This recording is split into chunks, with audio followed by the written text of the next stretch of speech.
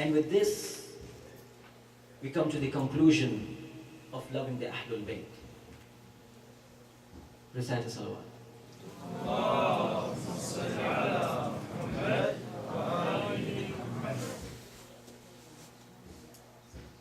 Tonight, we expound on this love by turning towards Karbala.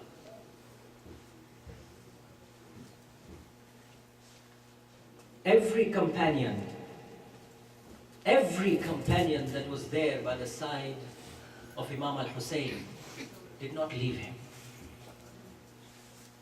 And when Imam al-Hussein turned off the lights, he told his companions, those who want to leave, leave. Those who want to leave the vicinity of this tent, it is dark. Go. I will not hold you responsible. I will not come after you. And the forces of Yazid are after me, not you. None of them left. None of them left. I want to ask you all a question.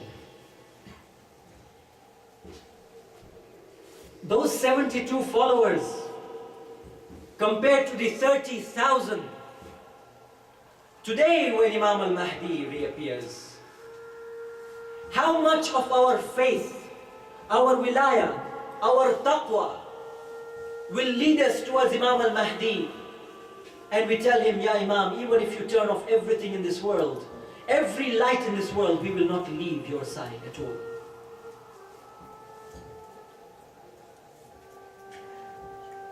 How much?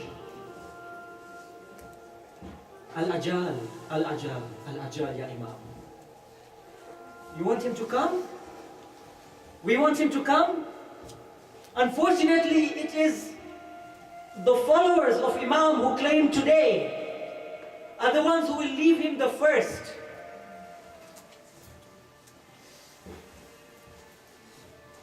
By Allah, Abu Abdullah al-Hussein had to see every one of them being killed in front of his eyes, one by one, one by one, one by one.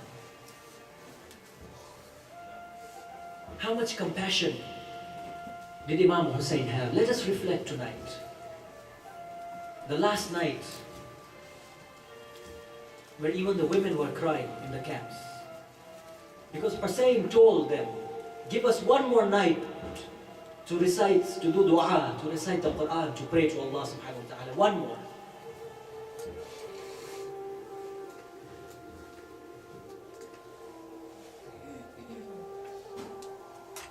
And then,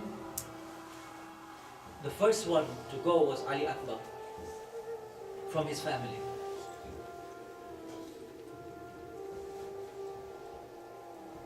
Assalamu alayka, Ya Aba Abdullah. Peace be upon you, O father of the servants of Allah. Every one of them kept reciting that after the other, after the other. Assalamu alayka, Ya Aba Abdullah.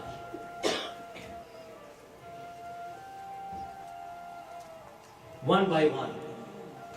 And finally, when Abbas was gone,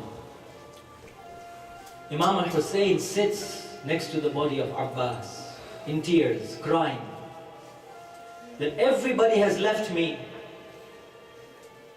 What do I have to live for? For what purpose? My brother who was there with me throughout my entire life has left me.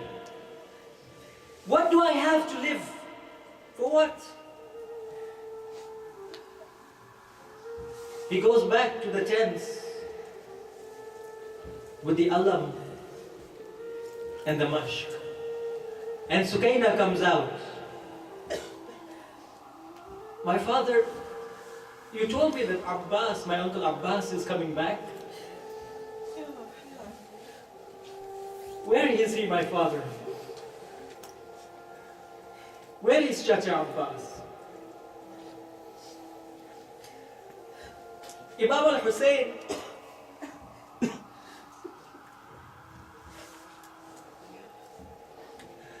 his silence was enough that even Zainab, when she was on the streets of Kufa, somebody comes to her and says, "Why are you in such a situation? Had Abbas been there, he would not have seen you like this." But Abbas was no longer there. Imam al-Hussein leaves the tents. He looks towards the enemies. هَلْ مِن نَاصِرٍ يَنْصُرُنَا. Is there anyone to come and help us? As soon as he said that, he hears weeping in the tents, the crying in the tents. He rushes back into the tents. Ya Zainab, why is there so much weeping and crying? My master, my brother Hussein, when you called out, "Hal min nasirin yansuruna," Ali Asghar fell from the cradle. When he was leaving Medina, Fatima Sughra, the daughter of Hussein ibn Ali, says, "Baba, you want to go? Then go. Then I'm asking you to please leave my baby brother Asghar, who was only a few weeks old, with me, because I cannot bear to be separated from my young brother." Imam al-Hussein says, "Call him. If he comes to you, then let him stay." So Fatima Sughra calls her young brother Abdullah, Ali Asghar, "Come to me." And immediately he goes to the hands of Fatima Sughra. And then Imam al-Hussein goes towards Ali Asghar and whispers into the ear. And immediately Ali Asghar comes to the arms of his father Hussein. Someone asked him, "Oh Hussein, what did you tell Ali Asghar? What did you tell Abdullah?" And he replied and he says, "Oh Abdullah, you also have a mission to accomplish. Will you not come with me?" And straight away this few weeks old child goes into the arms of his father. And so when he falls from the cradle, Imam al-Hussein lifts him up and says that, "I will go out and get a few drops of water for him." Rubab says, "Okay, let me at least dress him up." This was the last time a mother was dressing her 6-month-old child.